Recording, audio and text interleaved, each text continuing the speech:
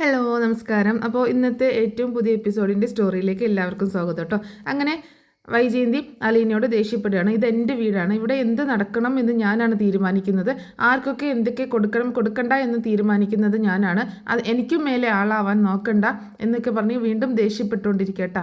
നീ ഇവിടുത്തെ വലിയ ആളാവാൻ നോക്കണ്ട, ഇവിടെ കാര്യങ്ങൾ തീരുമാനിക്കുന്നത് ഞാനാണ്, അല്ലാതെ നീയല്ല.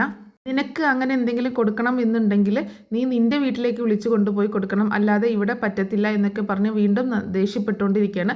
ആ സമയത്ത് ബാലചന്ദ്രൻ പറയുന്നുണ്ട്, ആ മതി ഇനി പൊക്കോട്ടെ എന്ന് പറയണം. അങ്ങനെ അലീന അവിടെ നിന്ന് പോവട്ടെ. ദേഷ്യപ്പെട്ടുകൊണ്ട് തന്നെ വൈജയന്തി അവിടെ പോയി ഇരിക്കുന്നുണ്ട്.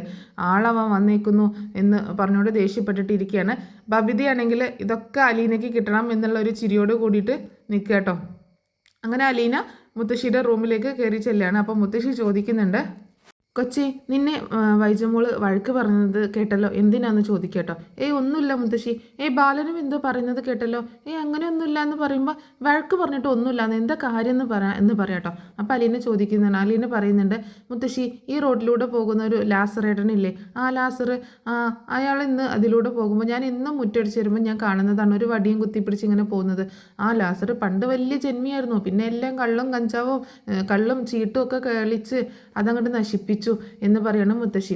ആ ലാസറേട്ടൻ വന്നിട്ട് ഒരു 10 രൂപ ചോദിച്ചു മാഡത്തിനോട് എന്ന് പറയട്ടോ. എന്നിട്ട് മാഡം കൊടുത്തില്ല എന്ന്. അവൾ അങ്ങനെയാണ്, അവൾ കൊടുക്കത്തില്ല, അവൾ ഒരിക്കലും അതിങ്ങനെ കൊടുക്കത്തില്ല എന്ന് പറയട്ടോ. അപ്പം ലാസറേട്ടൻ അവിടെ ഇങ്ങനെ വിഷമിച്ച് നിൽക്കുന്നത് കണ്ടപ്പോൾ എന്നോട് ഇങ്ങനെ കാര്യങ്ങൾ പറഞ്ഞു. പണ്ടൊക്കെ ഒരുപാട് ഭൂസ്വത്തും ഒക്കെ ഉണ്ടായിരുന്നു, എല്ലാം സ്വന്തം കയ്യിലിരിപ്പ് കാരണം നഷ്ടപ്പെട്ടു പോയി എന്നൊക്കെ പറഞ്ഞു. അങ്ങനെ തന്നെ. എന്നിട്ട് നിന്നോട് കാശ് ചോദിച്ചോന്ന് ചോദിക്കണം മുത്തശ്ശി. എന്നോട് ചോദിച്ചില്ല മുത്തശ്ശി, എനിക്ക് പാവം തോന്നിയിട്ട് ഞാനൊരു 50 രൂപ എടുത്ത് കൊണ്ടുപോയി കൊടുത്തു. അതിന് മാഡം എന്നെ വഴക്ക് പറഞ്ഞു, സാറും പറഞ്ഞു ചെയ്തത് ശരിയായില്ല, മോശമായി പോയെന്ന്, മാഡത്തിനെ ഞാൻ കൊച്ചാക്കിയെന്ന് പറഞ്ഞു എന്ന് പറയാട്ടോ. അപ്പം മുത്തശ്ശി പറയുന്നുണ്ട്, അത് ശരിയല്ലേ, നീ അങ്ങനെ ചെയ്യാൻ പാടില്ലായിരുന്നു, നീ ചെയ്തത് തെറ്റ് തന്നെയാണ്. അവൾ കൊടുക്കാതിരുന്ന സമയത്ത് നീ കൊടുത്തത് മോശമായി പോയി, അത് അവളെ ചെറുതാക്കുന്നത് പോലെ തന്നെ ആയില്ലേ എന്ന് പറയണേ. ഞാൻ അങ്ങനെയൊന്നും ഉദ്ദേശിച്ചല്ല മുത്തശ്ശി കൊടുത്തത് എന്ന് പറയട്ടോ. അത് സാരമില്ല, ഏതായാലും കൊടുത്തു കഴിഞ്ഞില്ലേ, ഇനി അത് ആവർത്തിക്കരുത് എന്ന് പറയണം മുത്തശ്ശി. എന്നിട്ട് പറയുന്നുണ്ട്, എന്ന് വിചാരിച്ച് നീ കൊടുക്കാനുള്ള നിൻ്റെ മനസ്സൊന്നും കളയരുതിട്ടോ. എല്ലാവർക്കും കിട്ടുന്ന മനസ്സൊന്നും അല്ല അത്, കുറച്ച് ആളുകൾക്ക് മാത്രം കിട്ടുന്ന മനസ്സാണ്, അതുകൊണ്ട് നീ ആ മനസ്സ് കളയരുതിട്ടോ എന്ന് പറഞ്ഞിട്ട് അലീനയെ ഇങ്ങനെ ഉപദേശിക്കട്ടെ. അലീനോട് ഇങ്ങനെ പറയുമ്പോൾ അലീനയ്ക്ക് ഭയങ്കര സന്തോഷമാവുകയാണ്. പിന്നീട് കാണിക്കുന്നത് രേവതിക്കുട്ടി മാമച്ചാൻ്റെയും ഗ്രസിമയുടെ മകൻ്റെ റൂം ക്ലീൻ ആക്കാനായിട്ട് മോപ്പും ചൂലും സാധനങ്ങളൊക്കെ ആയിട്ട് ആ റൂമിലേക്ക് ചെല്ലുകട്ടോ. അങ്ങനെ കീ എടുത്തുകൊണ്ട് ആ റൂം തുറക്കുന്നുണ്ട്. അങ്ങനെ ആ റൂം തുറന്ന് അകത്തേക്ക് കയറി കേട്ടോ. അവിടെ ക്ലീൻ ചെയ്യാന്നുള്ള ഉദ്ദേശത്തോട് കൂടിയിട്ടാണ്. മൊത്തം പൊടി പിടിച്ച് മാറാലൊക്കെ പിടിച്ച് കിടക്കുകയാണ്. അങ്ങനെ സ്വിച്ച് ഓൺ ചെയ്യുമ്പോൾ ലൈറ്റ് ഇങ്ങനെ കത്തിയത് കണ്ടിട്ട് രേവതിക്കുട്ടി ഇങ്ങനെ അതിശയിച്ച് പോകും കേട്ടോ. അങ്ങനെ നോക്കുന്ന സമയത്താണ് ആ ടേബിളിലൊരു ഫോട്ടോ ഫ്രെയിം ചെയ്തൊരു പെൺകുട്ടിയുടെ ഫോട്ടോ കാണുകയാണ്. അങ്ങനെ രേവതിക്കുട്ടി പോയി അത് കയ്യിലെടുത്തിട്ട് അതിങ്ങനെ നോക്കി ഇങ്ങനെ നിൽക്കുകയാണ്. അപ്പോൾ അതിലെ പൊടിയൊക്കെ ഇങ്ങനെ കൈകൊണ്ട് തുടക്കുകയും ചെയ്യുന്നുണ്ട്. ആ സമയത്താണ് ഗ്രേസമ്മ ആ വഴി പോയത് കേട്ടോ, പുറത്തൂടെ പോയത്. അപ്പോൾ പെട്ടെന്ന് ഈ റൂം തുറന്ന് കിടക്കുന്നത് കണ്ടിട്ട് ഗ്രേസമ്മ ആകെ അതിശയിച്ച് പോകണം, ആരാ ഇപ്പോൾ ഈ റൂം തുറന്നേ എന്നുള്ള രീതിയിൽ ആകെ അതിശയിച്ച് പോവാണ്. എന്നിട്ട് പെട്ടെന്ന് ഡോറിൻ്റെ അടുത്തേക്ക് വന്നിട്ട് ഒന്ന് സംശയിച്ച് നിന്നിട്ട് ആ ഡോറൊന്ന് തുറക്കുമ്പോൾ രേവതിക്കുട്ടി ഈ ഫോട്ടോ കയ്യിൽ പിടിച്ചുകൊണ്ട് ഇങ്ങനെ അത് തുടച്ചിങ്ങനെ നോക്കി നിൽക്കുന്നത് കാണാം കേട്ടോ. പെട്ടെന്ന് രേവതിക്കുട്ടി എന്ന് ഇങ്ങനെ വിളിക്കാം കേട്ടോ. ദേഷ്യത്തിലുള്ളൊരു വിളിക്കുകയാണ്. ഞെട്ടിയിട്ട് രേവതിക്കുട്ടിയുടെ കയ്യിൽ നിന്ന് ആ ഫോട്ടോ താഴേക്ക് വീഴട്ടോ. ഇവിടെ വാ എന്ന് പറയണം. നിന്നോട് ആര് പറഞ്ഞു ഈ റൂമിലേക്ക് കയറാൻ, ഈ റൂം തുടയ്ക്കാൻ ആര് പറഞ്ഞു എന്ന് ചോദിക്കുക കേട്ടോ. അങ്ങനെ രേവതിക്കുട്ടി പുറത്തിറങ്ങിയിട്ട് പറയുന്നുണ്ട്, പുറത്തിറങ്ങിയിട്ട് ആ ഡോറ് ലോക്ക് ചെയ്യാൻ പറയാം കേട്ടോ. അപ്പോൾ ഞാൻ അവിടെ നിന്ന് ക്ലീൻ ചെയ്യാൻ എന്ന് കരുതി തുറന്നതാന്ന് പറയുമ്പോൾ, നിന്നോട് ആര് പറഞ്ഞു ക്ലീൻ ചെയ്യാൻ, ഈ റൂമിലേക്ക് കയറാൻ നീ ആരോട് ചോദിച്ചിട്ടാണ് റൂമിലേക്ക് കയറിയത്, നിന്നോട് ആരെങ്കിലും പറഞ്ഞോ, നിന്നോട് ആരെങ്കിലും ചോദിച്ചോ, പറഞ്ഞോ ഇവിടെ ക്ലീൻ ചെയ്യാൻ എന്നൊക്കെ പറയട്ടോ. ഞാൻ പറഞ്ഞു നിന്നോട് ക്ലീൻ ചെയ്യാൻ ഇല്ല എന്ന് പറയട്ടോ. മാമച്ചായൻ പറഞ്ഞു നിന്നോട് ക്ലീൻ ചെയ്യാൻ ഇല്ല എന്ന് പറയണം. പിന്നെ നീ ആരോട് ചോദിച്ചിട്ടാണ്, എന്ത് അധികാരത്തിലാണ് കയറിയത്, ഇനി മേലിൽ ഇത് ആവർത്തിക്കരുത്, ഡോറ് ലോക്ക് ചെയ്യുമെന്ന് പറയണം. അങ്ങനെ രേവതിക്കുട്ടി പെട്ടെന്ന് ഡോറ് ലോക്ക് ചെയ്യട്ടോ. പക്ഷെ കൊണ്ടുവന്ന മോപ്പ് സാധനങ്ങളൊക്കെ അതിനുള്ളിൽ ഇരിക്കുകയാണ്. ആ കീ എടുത്തെടുത്ത് കൊണ്ടുപോയി വെക്കാൻ പറയണേ ഗ്രേസമ്മ. രേവതിക്കുട്ടി അത് വെക്കാനായിട്ട് പോവുകയാണ്.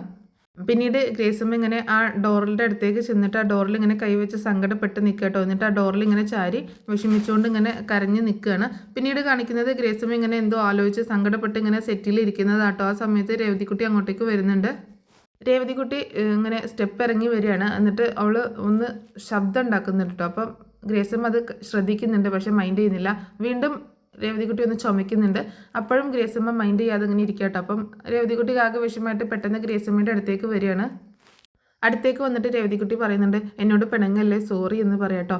അപ്പം ഗ്രേസമ്മ ദേഷ്യപ്പെട്ടുകൊണ്ട് മുഖം തിരിക്കുകയാണ്. വീണ്ടും അപ്പുറത്ത് പോയിരുന്നിട്ട് പറയാണ്, എന്നോട് ഇങ്ങനെ പിണങ്ങല്ലേ, ദേഷ്യം കാണിക്കല്ലേ, ഞാൻ സോറി പറഞ്ഞല്ലോ എന്ന് പറഞ്ഞിട്ട് ആകെ സങ്കടപ്പെട്ട് കരയാനായ മട്ടാട്ടോ. അപ്പോൾ ഗ്രേസമ്മയ്ക്ക് പാവം തോന്നുകയാണ്. ആ ശരി പോട്ടെ, സാരമില്ല, ഇങ്ങോട്ടേക്ക് വാ, അടുത്ത് വന്നിരിക്കുമെന്ന് പറഞ്ഞിട്ട് ആ സെറ്റിയിൽ പിടിച്ചിരുത്തേട്ടോ. എന്നിട്ട് ഗ്രേസമ്മ പറയുന്നുണ്ട്, അത് ഞങ്ങളുടെ മകൻ്റെ റൂമാണെന്ന് ഞാൻ പറഞ്ഞതല്ലേ, ഞങ്ങളത് തുറക്കാറില്ല എന്ന് ഞാൻ പറഞ്ഞതല്ലേ, എന്നിട്ട് പിന്നെ നീ എന്തിനാ തുറന്നതെന്നൊക്കെ ചോദിക്കുകയാണ്. എനിക്കറിയാം, സോറി എന്ന് പറയാട്ടോ. 4 വർഷമായി അവൻ മരിച്ചിട്ട്, അങ്ങോട്ടേക്ക് ഞങ്ങൾ ചെല്ലാത്തത് ആ സങ്കടം സഹിക്കാൻ പറ്റാത്തത് കൊണ്ടാണ് എന്നൊക്കെ പറഞ്ഞ് വീണ്ടും മകൻ്റെ ഓർമ്മകളിൽ ഇങ്ങനെ വിഷമിച്ചിരിക്കുകയാണ്. എന്നിട്ട് പറയുന്നുണ്ട്, നിനക്കറിയോ, അവൻ്റെ വിവാഹം പോലും നിശ്ചയിച്ചതായിരുന്നു എന്ന് പറയാട്ടോ. അപ്പോൾ രേവതിക്കുട്ടി ചോദിക്കുന്നുണ്ട്, അതാണോ ആ ഒരു ഫോട്ടോ അവിടെ കണ്ടത്, ഒരു ചേച്ചിയുടെ ഫോട്ടോ? അതെ, അവൻ്റെ വിവാഹം പോലും ഞങ്ങൾ 2 വീട്ടുകാരും കൂടി ചേർന്ന് തീരുമാനിച്ചതായിരുന്നു. വലിയ ഇഷ്ടത്തിലായിരുന്നു അവർ. മനസ്സമ്മതത്തിൻ്റെ ഡേറ്റും അതുപോലെ വിവാഹത്തിൻ്റെ ഡേറ്റും ഒക്കെ ഞങ്ങൾ തീരുമാനിച്ചതായിരുന്നു. ആ സമയത്താണ് ആക്സിഡൻറ്റ് സംഭവിച്ചത് എന്ന് പറഞ്ഞ് വിഷമിക്കുക കേട്ടോ. അപ്പോൾ രേവതിക്കുട്ടിക്ക് ഭയങ്കര വിഷമമാവുന്നുണ്ട്. അപ്പോൾ രേവതിക്കുട്ടി ചോദിക്കുന്നുണ്ട്, എന്നിട്ട് ആ ചേച്ചി പിന്നെ എന്ത് ചെയ്തോ, ചേച്ചി വേറെ കല്യാണം കഴിച്ചോ എന്ന് ചോദിക്കുകയാണ്.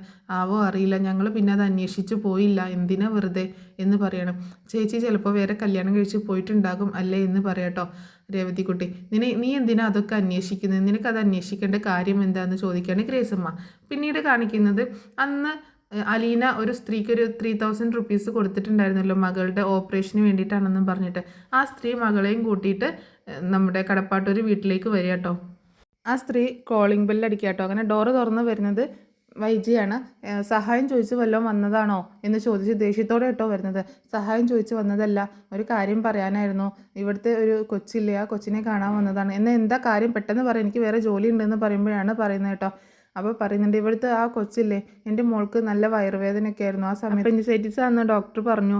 എൻ്റെ മോളുടെ ഓപ്പറേഷൻ നടത്താനുള്ള സഹായം ചോദിച്ച് ഞാനിവിടെ വന്നപ്പോൾ ഇവിടുത്തെ കൊച്ച് സഹായിച്ചത് കൊണ്ടാണ് എനിക്ക് എൻ്റെ മോളുടെ ഓപ്പറേഷൻ നടത്താൻ പറ്റിയത്. അപ്പോൾ അതിനൊരു നന്ദി പറയാനായിട്ട് ഞാൻ വന്നതാണെന്ന് പറയാട്ടോ. അത് കേട്ടിട്ട് വൈജ ഭയങ്കരമായിട്ട് ഷോക്കാവാണ്. ആരാണ് കാശ് തന്നതെന്ന് ചോദിക്കുക കേട്ടോ. ഇവിടുത്തെ കൊച്ചാ തന്നതായിട്ട്, അതിൻ്റെ പേരൊന്നും എനിക്കറിയില്ല എന്ന് പറയാണ്. എത്ര രൂപ തന്നു? 3000 രൂപ തന്നു എന്ന് പറയാട്ടോ. എന്നാ തന്നത്, അങ്ങനെ ഡീറ്റെയിൽ ആയിട്ടൊക്കെ ചോദിക്കുക കേട്ടോ. അപ്പോൾ കുറച്ച് ദിവസം മുൻപ് എന്ന് പറയുന്നുണ്ട്. എപ്പോഴാണ് തന്ന, സമയം വരെ ചോദിക്കാൻ, ഒരു ഉച്ച സമയത്താണെന്നൊക്കെ പറയണം. അപ്പോൾ ആരും ഇല്ലാത്ത സമയത്താണ് കൊടുത്തതെന്നൊക്കെ മനസ്സിലാവുകയാണ്. അപ്പം എന്താണെങ്കിലും അലീനയാണ് കൊടുത്തതെന്ന് മനസ്സിലാവണം. എന്നിട്ട് അലീനയെ വിളിക്കുന്നുണ്ട്, ഇങ്ങോട്ടേക്കൊന്ന് വന്നതെന്ന് പറഞ്ഞിട്ട്. അങ്ങനെ അലീന വരുമ്പോൾ അലീനയോട് ചോദിക്കുന്നുണ്ട്, ഇവരെ നിനക്ക് അറിയുമെന്ന് ചോദിക്കുക കേട്ടോ. അപ്പോൾ അറിയാമെന്ന് പറയണം. അപ്പോൾ അവരെ കാണുമ്പോൾ തന്നെ അലീനയ്ക്ക് ഭയങ്കര സന്തോഷമാണ്. അലീന വരുന്നതിന് മുൻപ് തന്നെ നിങ്ങളെങ്ങനെയാണ് പരിചയം എന്ന് ചോദിച്ചിട്ടുണ്ടായിരുന്നു കേട്ടോ വൈജ ആ സ്ത്രീയോട്. ഞങ്ങളൊരു പരിചയമില്ല, ഇവിടെ വന്നിട്ട് പരിചയപ്പെട്ടതാണ്, കണ്ടതാണെന്ന് പറയാണ് ആ സ്ത്രീ. അങ്ങനെ അലീന വന്ന ഉടനെ തന്നെ അവരെ കണ്ടിട്ട് അടുത്തേക്ക് ചെല്ലുക കേട്ടോ സന്തോഷത്തോട് കൂടിയിട്ട്. മോൾ അന്ന് ആ പൈസ തന്നതുകൊണ്ടാണ് ഓപ്പറേഷൻ നടത്താൻ പറ്റിയത്, ഇതാണ് എൻ്റെ മോള് എന്ന് പറഞ്ഞിട്ട് കാണിച്ചു കൊടുക്കുക കേട്ടോ. അപ്പം നല്ല കുട്ടിയാണല്ലോ, മോൾ 8th ക്ലാസ്സിലാണ് പഠിക്കുന്നത് എന്നൊക്കെ ചോദിക്കുമ്പോൾ 4ാം ക്ലാസ്സിലെന്ന് പറയാം കേട്ടോ. മോൾ നന്നായിട്ട് പഠിക്കണം കേട്ടോ, പഠിച്ച് നല്ല ജോലിയൊക്കെ വാങ്ങി അമ്മയ്ക്കൊരു സഹായം ആവണമെന്ന് പറയാണ് അലീന. എന്നിട്ട് പറയുന്നുണ്ട്, കൊച്ചെന്ന ആ ചേച്ചിയോ, ഈ ചേച്ചിയാണ് നമുക്ക് കാശ് തന്നത് എന്ന് പറയുമ്പോൾ താങ്ക് യു ചേച്ചി എന്ന് പറയാണ് ആ കൊച്ചു. അങ്ങനെ മിഠായി നീട്ടിട്ടോ കയ്യിൽ. ഇത് എന്താ ചോദിക്കുമ്പോൾ മിഠായിയാണ് എടുത്തോ എന്ന് പറയാണ് ആ മോള് കേട്ടോ. അങ്ങനെ അലീന ഇന്നൊരു കഷ്ണം മിഠായി എടുത്തിട്ട് താങ്ക് യു പറയുന്നുണ്ട്. അങ്ങനെ എന്നാൽ ഞങ്ങൾ പൊക്കോട്ടെ, ഇപ്പോൾ വന്നതാരാ, അമ്മയാണോ എന്ന് ചോദിക്കുക കേട്ടോ ആ സ്ത്രീ.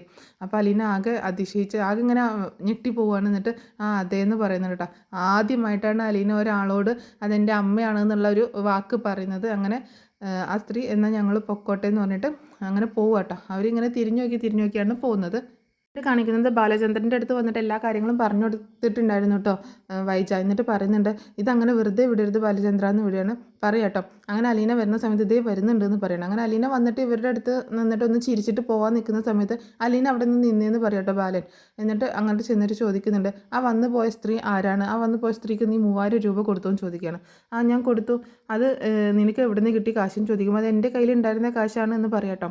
അപ്പോൾ ആ സ്ത്രീയെ നിനക്ക് എങ്ങനെയാണ് പരിചയം, അത് ആരാണ് എന്ന് ചോദിക്കുമ്പോൾ എനിക്ക് പരിചയമൊന്നുമില്ല, ഇവിടെ വന്നിട്ടുള്ള പരിചയമാണ്, ഇവിടെ വന്ന് എന്നോട് കാശ് ചോദിച്ചു മോളുടെ ഓപ്പറേഷന് വേണ്ടിയിട്ട്, അപ്പം ഞാൻ എൻ്റെ കയ്യിലുണ്ടായിരുന്നതിന് 3000 രൂപ കൊടുത്തു എന്ന് പറയട്ടോ. അപ്പം നിൻ്റെ കയ്യിൽ എവിടുന്ന് 3000 വന്നു, നീ ആകെ 1500 രൂപ നിൻ്റെ കയ്യിലുള്ളൂ എന്നല്ലോ എന്നോട് പറഞ്ഞതെന്ന് വൈജയന്തി പറയുമ്പോൾ അത് ആ വിജയമ്മ ചേച്ചിക്ക് 3000 രൂപ കൊടുത്തതിന് ശേഷമാണ് ഉള്ള കാശാണ് ഞാൻ പറഞ്ഞത് എന്ന് അലീന പറയാട്ടോ. ആരെയും വിജയമ്മ ചേച്ചിയും ചോദിക്കുക കേട്ടോ. അതിപ്പോൾ വന്ന് പോയില്ല ആ സ്ത്രീ. അവരെ നിനക്ക് എങ്ങനെയാണ് പരിചയം, എത്ര നാളായി പരിചയപ്പെട്ടിട്ട് എന്ന് ചോദിക്കുമ്പോൾ എനിക്ക് പരിചയമൊന്നും പരിചയമൊന്നുമില്ല, 3-4 ദിവസം മുന്നേ ഇവിടെ വന്നായിരുന്നു എന്ന് പറയട്ടോ. അപ്പോൾ ആ ചേച്ചിക്ക് കാശ് കൊടുത്തോന്ന് ആദ്യം തന്നെ ബാലൻ ചോദിക്കുമ്പോൾ അത് ഇപ്പോഴല്ല 3-4 ദിവസം മുൻപാന്ന് അലീന പറയുന്നുണ്ടായി. എപ്പോഴാണ് കൊടുത്തതെന്ന് ഞാൻ ചോദിക്കുന്നില്ല, കൊടുത്തോ എന്നാണ് ഞാൻ ചോദിച്ചത് എന്ന് ബാലൻ ആ സമയത്ത് തന്നെ ചോദിച്ചിട്ടുണ്ടായിട്ടോ. അങ്ങനെ പറയുന്നുണ്ട്, എനിക്ക് പരിചയമൊന്നുമില്ല, അവരിവിടെ വന്ന് മോളുടെ ഓപ്പറേഷന് വേണ്ടിയിട്ട് സങ്കടപ്പെട്ട് പറഞ്ഞപ്പോൾ ഞാൻ 3000 രൂപ കൊടുത്തു എന്ന് പറയട്ടോ. അപ്പോൾ ആരെങ്കിലും വന്ന് ചോദിച്ചു കഴിഞ്ഞാൽ 3000 രൂപ കൊടുക്കാനും മാത്രം നിൻ്റെ കയ്യിൽ എവിടുന്ന കാശ് എന്ന് ചോദിക്കുമ്പോൾ അത് ഞാൻ വരുമ്പോൾ തന്നെ എൻ്റെ കയ്യിലുണ്ടായിരുന്ന കാശാണെന്ന് വീണ്ടും പറയട്ടോ. സത്യം പറഞ്ഞാൽ നിനക്ക് എവിടെ നിന്നാണ് ആ കാശ് കിട്ടിയത്, നീ ഒരു വീട്ടിൽ ജോലിക്ക് നിൽക്കുന്ന ആളല്ലേ എന്ന് പറയാണ് ബാലചന്ദ്രൻ. അപ്പോൾ വൈജ പറയുന്നുണ്ട്, ഇപ്പം എനിക്ക് എല്ലാം മനസ്സിലായി, എങ്ങനെയാണ് ബാലചന്ദ്രൻ്റെ റൂമിൽ നിന്ന് കാശ് പോയതെന്നും അത് ആരാണ് എടുത്തതെന്നൊക്കെ എനിക്ക് നന്നായിട്ട് മനസ്സിലായി എന്ന് പറയട്ടോ വൈജ. സ്വന്തമായിട്ട് അധ്വാനിച്ചുണ്ടാക്കുന്ന കാശിൽ നിന്ന് ആരെങ്കിലും 3000 രൂപയൊക്കെ എടുത്ത് കൊടുക്കുമോ? അല്ലെങ്കിൽ അത് അധ്വാനിച്ചുണ്ടാക്കിയ കാശായിരിക്കത്തില്ല എന്ന് പറയട്ടോ ബാലചന്ദ്രൻ. ഞാൻ കൊടുക്കും എന്ന് പറയണം അലീന. എനിക്ക് ആ സ്ത്രീ വന്നത് അത്രയും അത്യാവശ്യമായിട്ടായിരുന്നു. എൻ്റെ കയ്യിൽ ആ പൈസ ഇരുന്നപ്പോൾ അതിന് വെറും കടലാസിൻ്റെ വില ഉണ്ടായിരുന്നുള്ളൂ. ആ മോളുടെ ഓപ്പറേഷൻ നടന്നില്ല അതുകൊണ്ട് എന്ന് പറയട്ടോ. എനിക്ക് തൊട്ടും വിശ്വസിക്കാൻ കഴിയുന്നില്ല. നിങ്ങൾ തമ്മിൽ നേരത്തെ പരിചയം ഉണ്ടായിരിക്കും, ഇവൾ പറയുന്നതൊക്കെ കള്ളാണ്, ഇവരൊരു ടൈപ്പ് ഉണ്ടായിരിക്കും എന്നൊക്കെ വൈജയന്തി പറയട്ടോ. അങ്ങനെ ഒന്നുമില്ല, അങ്ങനെയാണെങ്കിൽ ഞങ്ങൾ തമ്മിൽ അങ്ങനെ എന്തെങ്കിലും ബന്ധം ഉണ്ടെങ്കിൽ പരസ്യമായിട്ട് ഇവിടെ വന്ന് താങ്ക്സ് പറയേണ്ട കാര്യമുണ്ടോ? എൻ്റെ കയ്യിൽ ആ കാശിരുന്നപ്പോൾ ഒരു വില ഉണ്ടായിരുന്നില്ല. ഇന്ന് ആ മോളുടെ മുഖത്ത് വന്നൊരു ചിരി കണ്ടില്ലേ, എനിക്കൊരു സമ്മാനം തന്നു ഈ മിഠായി എന്ന് പറഞ്ഞിട്ട് മിഠായി ഇങ്ങനെ കാണിച്ചു കൊടുക്കുക കേട്ടോ. ബാലചന്ദ്രൻ ആകെ വല്ലാതെ ആവണം. എന്താണെങ്കിലും ഇനി മേലിൽ ഇത് ആവർത്തിക്കരുത്, നീ പൊക്കോ എന്ന് പറഞ്ഞിട്ട് അലീനെ പറഞ്ഞേക്കി കേട്ടോ. അലീന പോയതിന് ശേഷം ഇത് ഞാൻ അങ്ങനെ വെറുതെ വിട്ടുകൊടുക്കാൻ തീരുമാനിച്ചിട്ടില്ല ബാലചന്ദ്ര, അവളുടെ കള്ളത്തരം ഞാൻ കൈയോടെ പൊക്കന്നെ ചെയ്യും എന്ന് പറഞ്ഞ് ദേഷ്യപ്പെട്ടിട്ട് അങ്ങോട്ടേക്ക് പോവുകയാണ്. പിന്നീട് കാണിക്കുന്നത് മുത്തശ്ശിയുടെ റൂമിലേക്ക് വൈജയന്തിയും ബബിതയും കൂടെ ഇടിച്ചു കയറി വരുന്ന കേട്ടോ. എന്താ അവിടെ ബഹളം, എന്താ പ്രശ്നമെന്ന് മുത്തശ്ശി ചോദിക്കുന്നുണ്ട്. എന്താ നിങ്ങൾ ഈ അന്വേഷിക്കുന്നത്, എന്താ കാണിക്കുന്നതെന്ന് ചോദിക്കുമ്പോൾ മുത്തശ്ശിയുടെ അടുത്ത് പറയുന്നുണ്ട്, അമ്മയെ നോക്കാൻ വന്നില്ലേ ഹോം നേഴ്സായിട്ട് വരുത്തി, അവളുടെ എല്ലാ കള്ളത്തരവും ഞാൻ ഇന്ന് പൊളിക്കുമെന്ന് വൈജയന്തി പറയട്ടോ. അവൾ ബാത്റൂമിലാണെന്ന് പറയുമ്പോൾ അലീനയെന്ന് ചെന്ന് അങ്ങോട്ട് വിളിക്കട്ടോ വൈജയന്തി.